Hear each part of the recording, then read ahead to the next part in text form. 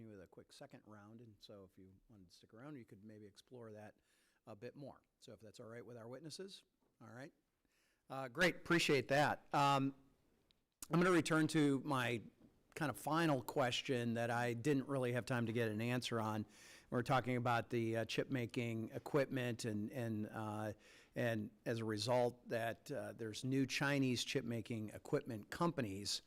These companies are experiencing double-digit and triple-digit revenue growth, particularly for sales of less advanced tools used to make foundational chips that serve as the backbone of the modern digital economy. So, Mr. Ball, if the U.S. and allies had enacted export controls to restrict China's access to tools for producing chips, does it make sense that we continue to allow unrestricted sales of subcomponents into China, particularly when these subcomponents are almost all made by either U.S. or allied companies? No, sir, I don't think it does. Some subcomponents are generally applicable sort of industrial subcomponents that you export controls would have different implications, but there are also highly specialized subcomponents that go into lithography machines, metrology machines, many other things. And those subcomponents they're critical inputs and I think should be export controlled in coordination with allies. Great, appreciate that. And Mr. Wolf, you had talked a little bit about the entity list. My question was, do other currently unlisted PRC chip-making equipment companies also conduct the same activities of those already blacklisted by Commerce? And if so, which ones, and how do we deal with that? Yeah, in December of last year, the Biden administration added many, but not all, of the tool companies. They don't know the reasons for the differences, why some weren't listed. I think they should be. I agree completely with the need to work with the allies, because a lot of these parts and components are made in allied countries to cut off the supply for the same reasons. There's a sort of an evolving structure of a smaller group of close allies called the Wassenaar -1, which is a smaller group of producer nations outside of Russia. Wassenaar, by the way, is where the U.S. Embassy is in, there you go. in the Netherlands. Or Consensus -1, and that would be, I think, even consistent with Trump administration policies and worldviews, the organization to work through to try to accomplish on a multilateral basis controls on the chip-making components, and also sanctions by their countries against the remaining Chinese SME companies.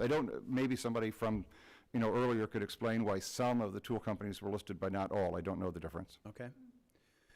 In a recent report by the semiconductor industry research firm Semi-Analysis found that the biggest roadblock for Chinese production of advanced AI chips is the CCP's struggle to produce high bandwidth memory. Mr. McGuire, could you please explain what high bandwidth memory is and how it relates to this development, and could you walk through the key Chinese companies involved in AI chip production and how the U.S. and allied export controls impact those companies? Sure. So high bandwidth memory is essentially very, very fast memory that is almost uniquely used in high-end AI chips that are needed for the training and operation of advanced models. With this kind of very sophisticated memory, it couples with the very sophisticated processor to create the capabilities of these kind of supercomputers in a chip.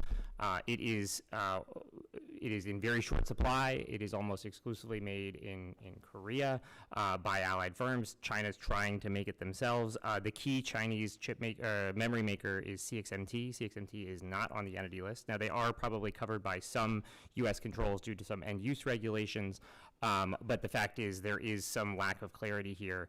We absolutely should make sure that CXMT is fully restricted from U.S. and allied tools. Also that YMTC, which has subsidiaries that make HBM, namely one called XMC, that should be restricted from U.S. and allied tools. We should have countrywide restrictions on any tools that are particularly necessary for high bandwidth memory production, of which there is a list of those tools that I know our colleagues in the government have too, that we could work with you on. Those should all be restricted countrywide. I completely agree that this is a really important choke point, and if we squeeze it, even if China can make a bunch of logic dies, they will struggle to make large numbers of AI chips because they will not be able to couple the die with the memory. That was the conclusion of the Semi-Analysis report, and I completely agree with it. And what happens if the CCP is unable to get their equipment serviced by major American, Dutch, Japanese companies, and its tools break down over time without specialized servicing as well? This is very important, particularly for lithography tools. So these tools, semiconductor manufacturing tools need constant maintenance. As we were saying, as all of us have noted, these are the most complex tools in the world. They constantly require little tweaking, or individual subcomponents fail, they need to be removed, have new ones put in. Particularly for the lithography tools, the really complicated ones, the ability to maintain and service these tools is itself extremely specialized. Only ASML can do it. Nobody can operate or run these tools without ASML. ASML provides on-site support to make sure that they keep operating. If ASML did not provide that on-site support, the tools would likely break down and degrade. China cannot provide that servicing themselves. They know it. And the United States has restricted U.S. companies from providing that on-site servicing at advanced Chinese fabs. The Dutch have not done that for ASML, or they have in very limited ways. This is a key gap that we need to close. Yeah, I think that's ultimately one of those questions. How do we stop our U.S. allies from servicing that equipment that's already in China? So, And I thank think you. there are ways that we can do this with extraterritorial U.S. controls. The Dutch might not like it, but there are ways that I outlined in my testimony that we can make this subject to U.S. jurisdiction and stop it ourselves. Looking forward to exploring that more. With that, the ranking member is recognized. Thank you.